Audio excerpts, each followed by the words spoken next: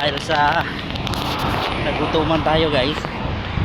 So kailangan natin maghanap ng masuko kasi hinihimatay na ako, nahihilo ko, di ko maintindihan ano yung pakiramdam ko. Parang gusto kong, hindi ko alam, parang gusto kong bumagsak. So pero hindi ako nagbibiro. Nahihilo ko ngayon habang naglalakad. Anong magagawa natin? Alam naman kung hindi ko to ilalaban, so hindi rin ako makakauwi doon. Kailangan ko talagang maging matatag talaga. Iba yung paningin ko talaga. Sana may ano sila, may parata sila, kasi ito yung pinaka madaling makakain dito.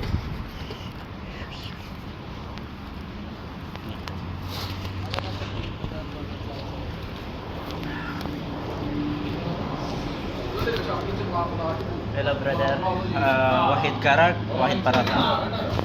One karak, wahid parata.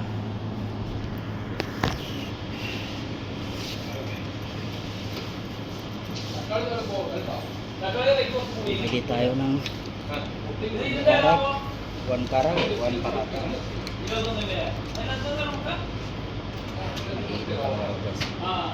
So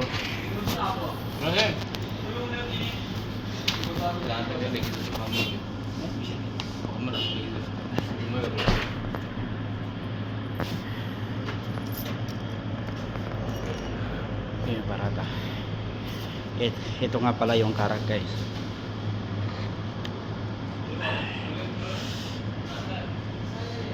Sana ba yung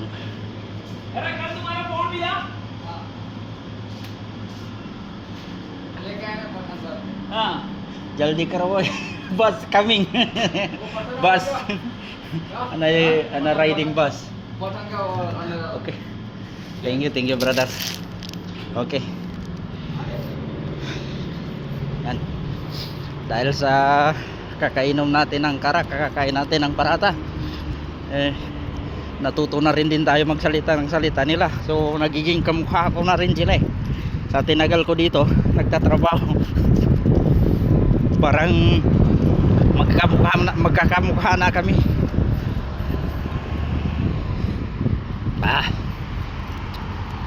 Kailangan ko talagang kumain dito. Kasi pagka hindi ako kakain, kahimatay na ko dyan. Ito yung parata yung sinasabi. Di ko alam saan mo salin ito. So dito ako mag-aabang kasi pagka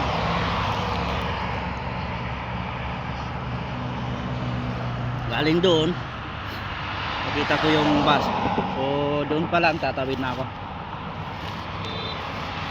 Kailangan ko lang talagang kahit nanginginig ako.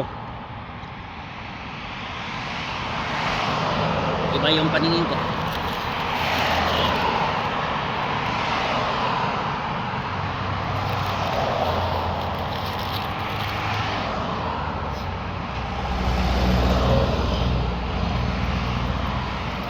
Alam nyo guys, ang pag-abroad hindi naman talaga biro, sortihan lang. Pero sa sitwasyon ko talaga kailangan talaga mag-sacrifice kasi malayo yung trabaho ko, ang aga-aga ng gising ko, so lahat na lang ng technique kailangan kong gawin.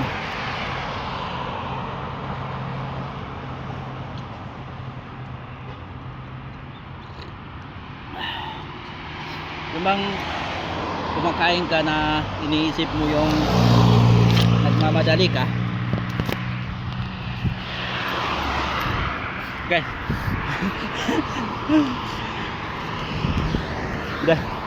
Medyo naibsan yung hilo ko, pero nahilo pa rin din ako guys.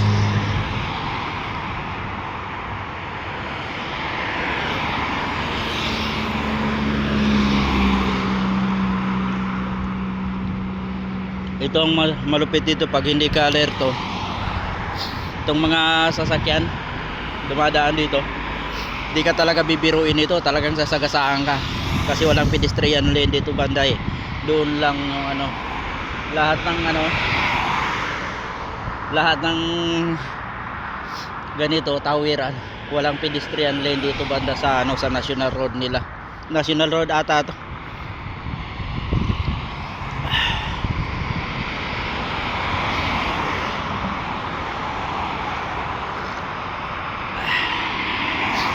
Kasi yung masasabi ko guys, pag abroad talaga hindi biro talaga.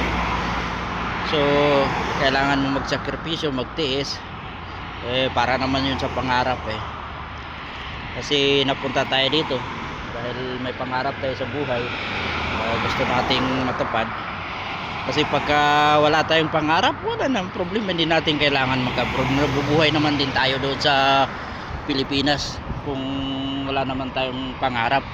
May mga ibang tao naman na gusto talaga nila mag-abroad kaso hindi pwede yung ano, yung medical nila, hindi sila papasa sa medical.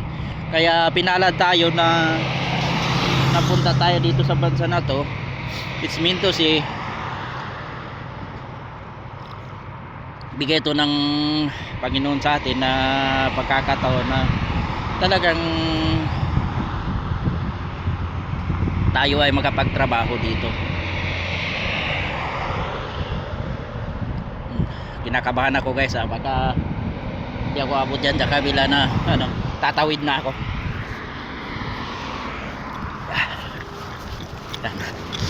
Takbuhan ditong tawiran kasi nakakatakot dito pag masagasaan ka, talagang amanos ka talaga, pasensya talagang mangyari sa'yo. Ang bibilis pa naman ng mga sasakyan dito.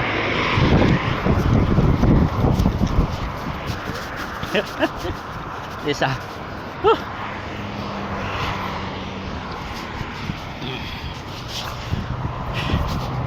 Medyo na ano yung ano ko, pakiramdam ko na refresh kasi kanina talaga nahihilo talaga ako guys dahil siguro sa dami kong ginawa, marami kong trabaho. So